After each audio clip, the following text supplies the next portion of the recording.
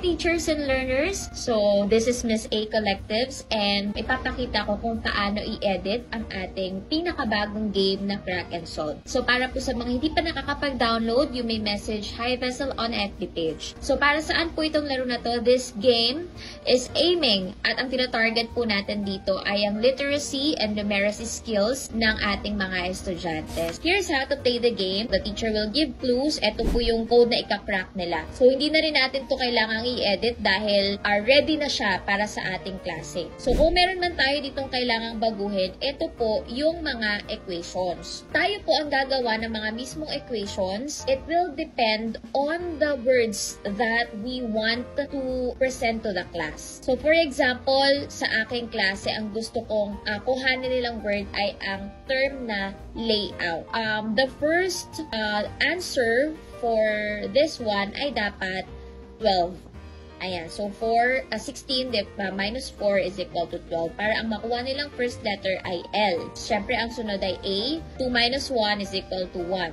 And then, next one is the Y. Eto po.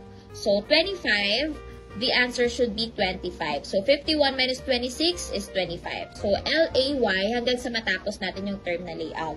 With this, nakukuha natin yung numeracy skill ng ating mga estudyante. If you wanted to have it like more challenging pa, pwede naman din natin baguhin yung mga equation. Like, bigyan natin ng square root, ganyan. It's up to you. Okay.